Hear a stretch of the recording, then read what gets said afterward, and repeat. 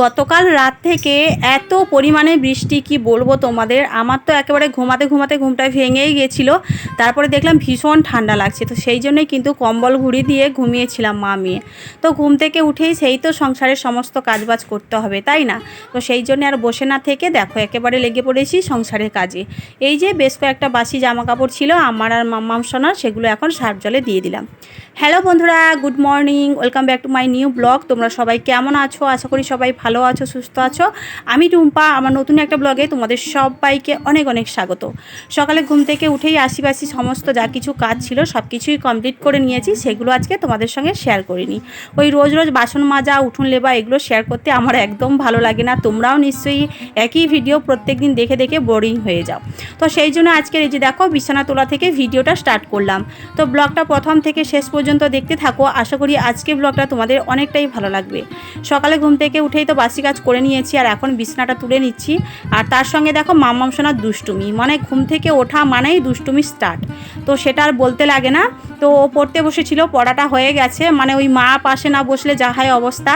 মাকে 24 ঘন্টা বসে থাকতে হবে, পড়তে বসাতে হলে মাকে বসে থাকতেই হবে, এক সেকেন্ডও ওঠা যাবে না।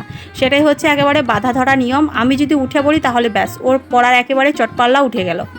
যাই হোক, ওকে আবার পড়িয়েছিলাম, পড়াশোনা করিয়ে আমি কিন্তু স্নানটা করে নিয়েছিলাম। আর আমাদের এখানে এতটাই ওয়েদার খারাপ কি বলবো, সেই ঝড়ের পর থেকে। সেই তো গুমোট পড়েছিল, তারপরে ঝোড়ো হাওয়া বাতাস, মানে ফোনে কথা বললেও শোনা যায় না, এত নেটওয়ার্কের ডিস্টার্ব ছিল। তারপরে আবার আজকে দেখো গতকাল রাত থেকে, মানে ওই 2-2:30টার কাছ থেকে এত পরিমাণে বৃষ্টি হচ্ছে কি বলবো। আমি তো সকালবেলা ঘুম থেকে উঠেই দেখি, মানে বাইরে বেরোতে পারছি না, যে বাসি কাজবাজগুলো করবো সেগুলো করতে পারছি না। তো যাই হোক, কোনো রকম বৃষ্টিটা এখন একটু ছাড় গেছে, তো সেই জন্যই কিন্তু স্নানটা করে নিয়েছি, বাসি কাজগুলো করে এখন তুলসী তলাটা ভালো করে ধুয়ে নিচ্ছি, আর ঘরের মধ্যেও পুজোটা দিয়ে নেব। তারপরে ভাবছি দেখো এখন খাওয়া দাওয়াটা করে নেব। গতকালের একটা চপ ছিল, সেই চপটা নিয়েছি, আর একটু পেঁয়াজ কুচি, আর নিয়েছি চানাচুর, আর একটু সর্ষের তেল। তো এটা এখন ভালো করে মাখিয়ে খেয়ে নেব। তো অনেক দিন পরে চপ দিয়ে মুড়ি খাচ্ছি জানো, তাও আবার বাসি চপ। তো বাসি জিনিসটা খেতে কিন্তু আমার ভীষণই ভালো লাগে। তোমাদের কার কার ভালো লাগে অবশ্যই জানাবে। হ্যাঁ, আর একটা কথা বলি, তোমরা কিন্তু অনেকেই আমাকে কমেন্ট করছো দিদিভাই তোমার বাড়ি কোথায়, আবার অনেকে কমেন্ট করছো দিদিভাই আমাকে একটু সাপোর্ট করো। ঠিক আছে, কিভাবে সাপোর্ট করব বলো তোমরা সবাই। আমি একটা কথাই বলবো, তোমরা ভালো করে ভিডিও বানাও, ভালো করে কন্টেন্ট তৈরি করো, ভালো করে ভিডিওগুলোকে রেডি করো, করেই তবেই ভিডিওগুলো আপলোড দাও। মানে ঠিকভাবে যেভাবে ভিডিও আপলোড দিতে হয় সেভাবে আপলোড দাও। অবশ্যই অবশ্যই তোমাদের সাবস্ক্রাইবার বাড়বে, আর সবাই তোমাদের ভিডিও দেখবে। আর আমি নতুন, তো আমি কিছু জানি না গো। বিশেষ করে আমার শর্টস ভিডিওর একটা চ্যানেল রয়েছে, ওটা মনিটাইজ হয়ে গেছে, কিন্তু লং ভিডিও আমি এই ফার্স্ট টাইম আমার একটা চ্যানেল ওপেন করেছি, আর এটাতেই লং ভিডিও দিচ্ছি। তো আমি তেমন কিছু জানি না, যেটাই জানি সেটাই বললাম, মানে এই কয়েকদিনের অভিজ্ঞতায় যেটা জানি সেটাই তোমাদের সঙ্গে শেয়ার করছি। আর তোমরা যারা যারা বলছো সাপোর্ট করো, এখানে দেখো ইউটিউবে সাপোর্ট করার মতো কিছু নেই। কষ্ট করো, সবাই সবাই কষ্ট করো, সবাই সবাইকে সাপোর্ট করো। মানে সাপোর্ট করা বলতে কি, তোমরা কি জানতে চাও সেটা বলো, অবশ্যই আমি তোমাদেরকে জানাবো, ঠিক আছে? তো চলো, তোমরা সবাই কমেন্ট করো, ভীষণ ভীষণ ভালো লাগে গো। তোমাদের কমেন্টগুলো পড়তে ভীষণ ভালো লাগে, আর তোমাদের কমেন্টগুলো পড়ে আমার ভিডিও মানে বানানোর এনার্জিটা আরও বেশি, মানে 100 লেভেলে চলে যায় জানো। এই যে একটা ভিডিও বানাবো, সবাই কমেন্ট করবে, দেখতেও ভালো লাগে, আর মনটা ভীষণ ভালো লাগে জানো, যে হ্যাঁ আমি একটা ভিডিও বানাচ্ছি, সবাই দেখছে, আমাকে কমেন্ট করছে, ভীষণ ভালো লাগে, ভীষণ ভালো লাগে। তো চলো, এই যে দেখো স্নান টান সেরে নিয়েছি, পুজো টুজো তো দেওয়া হয়ে গেছে তোমরা দেখলে।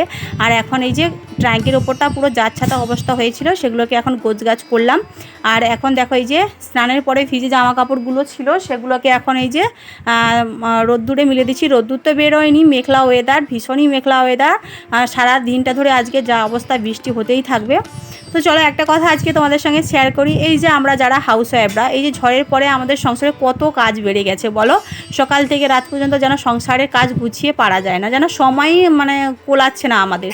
কিন্তু ওই যে সারা দিনে কাজের শেষে আমাদের সেই শুনতে হয়, মানে সংসার, সন্তান, রান্না বান্না সব কিছু কমপ্লিট করেও তবু সবার কাছে শুনতে হয় কি বলতো, সারাদিন কী করছো বাড়িতে, সারাদিন কী করছো, কী কাজ করছো নাকি।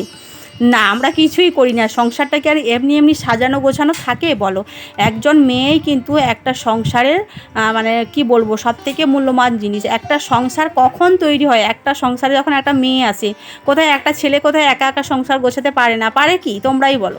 যে একটা বিয়ের পরে একটা হাজব্যান্ড ওয়াইফ একটা বেবি থাকে, তো হাজব্যান্ডটা মানে বাইরে কাজে যায় বা কাজের সূত্রে বিদেশে থাকে, প্রবাসে থাকে বা দিনমজুরি করে, যে যাই করুক না কেন, তো সারাদিন তো পুরুষেরা হচ্ছে বাইরেই থাকে, বাইরের কাজটা সামলায়, মানে ওই ইনকাম করতে যায়। কিন্তু মেয়েরা দেখো সংসারের সমস্ত কাজ বা সবাইকে রান্না করে খাওয়ানো, সবার দেখভাল করা, সবার ভালো মন্দ দেখা, সবার মানে জামা কাপড় পরিষ্কার করা, ঘরকে যত্ন করে গুছিয়ে রাখা, মানে এভরিথিং এভরিথিং, মানে 0 থেকে 100 সব কিছুই করতে হয়, A to Z, তাই না?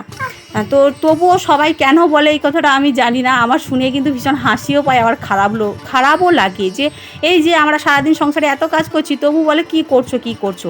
এই কথাগুলো শুনতে শুনতে না আমি একবারে অভ্যস্ত হয়ে গেছি। সেই জন্য এখন আর খারাপ লাগে না। প্রথম প্রথম খারাপ লাগতো, এখন আর লাগে না। এখন আমার বড়মশাই বললেও আমি কিছু মনেই করি না। হ্যাঁ, আমি তখন বলে দিই যে হ্যাঁ আমি কিছু করি না, যাও। এটাই হচ্ছে কথা। আর এখন রান্নাঘরে চলে এসেছি, আমি রান্না করছি আর মাম্মাম সোনা আমাকে সমানেই ডিস্টার্ব করে চলেছে। ডিম ভাজাটা দেখলে তো তোমরা, ওপর থেকে ধীরে ধীরে দিচ্ছে যাতে গায়ে না পড়ে যায়। আবার ভেন্ডি ভাজতে গেলাম, সেটাতেও ডিস্টার্ব করছে। যাই হোক, এখন আমাদের রান্না বান্না হয়ে গেছে। আজকে দুপুরে রান্না হচ্ছে আলু সেদ্ধ, ভেন্ডি ভাজা, ডিম ভাজা আর রয়েছে আম। তো আম দিয়ে আর ভেন্ডি ভাজা দিয়ে আর আলু মাখা দিয়ে মাম্মাম সোনা খাবে, আমি হচ্ছে ডিম ভাজা আর ভেন্ডি ভাজা দিয়ে ভাত খাবো। তো ফাইনালি খাওয়া দাওয়ার পরে মাম্মামকে ঘুম করে দিয়েছিলাম, আর এখন হয়ে গেছে সন্ধ্যে 7টা। সারা বিকেলটা তোমাদের সঙ্গে কিছুই শেয়ার করতে পারিনি, যেহেতু বৃষ্টি হচ্ছে। এত বৃষ্টিতে কোনো কিছু শেয়ারই করা সম্ভব না। তো ঘুম থেকে উঠে আমিও গেছিলাম কলে, মানে কলে জল আনতে গেছিলাম, টিউবওয়েলে জল নিয়ে এসে সন্ধে করে সন্ধে প্রদীপ জ্বালিয়ে মাম্মামকে পড়াতে বসিয়েছি। আর পড়ানোর পরে ওই পান্তা ভাত ছিল, দুপুরে একটু ভাত ছিল, সেটাই আমরা খেয়েছিলাম। খাওয়ার পরে এই যে দেখো মাম্মাম সোনা এখন বিছানার মধ্যে চলে এসছে। এখন বাজে রাত 10টা। তো এখন আমরা ঘুমাতে যাব। আর মাম্মাম সোনার সামনে দেখেছো ক্যামেরা অন করলে কেমন করে থাকে। তো দেখো এই মাত্র খাওয়া দাওয়া করে এলাম। তো এই যে মামাম তোমরা তো দেখলে, ও বিছানার মধ্যে চলে গেছে ঘুমাবে। আর এখন বাজে কিন্তু 9:30।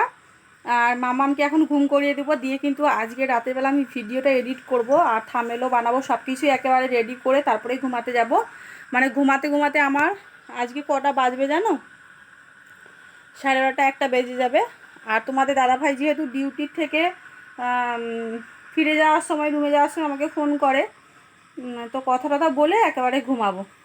তো চলো বন্ধুরা, আজকে ব্লগটা কিন্তু এখানেই শেষ করছি। যদি তোমাদের ভিডিওটা ভালো লাগে, ভিডিওতে একটা লাইক করো আর চ্যানেলটা সাবস্ক্রাইব করে আমাদের পাশে থেকো। তোমাদের সাপোর্ট আর ভালোবাসা আমাদের খুবই দরকার গো। তো চলো, সবাই ভালো থাকবে, সুস্থ থাকবে। দেখা হচ্ছে আবার পরবর্তী ভিডিওতে, নতুন সকাল, নতুন কথা, নতুন একটা ফ্রেশ ভিডিও নিয়ে। ততক্ষণ সবাই ভালো থাকো, সুস্থ থাকো আর সাবধানে থাকো। আর এখন যেহেতু বৃষ্টি হচ্ছে, ওয়েদারটা তো ভীষণ ভালো, ভীষণ ভালো, ঠান্ডা ঠান্ডা ওয়েদার। আশা করছি কারো কোনো অসুবিধাই হচ্ছে না, সবারই ভালো ঘুম হচ্ছে। আমার তো ভীষণ ভালো ঘুম হচ্ছে।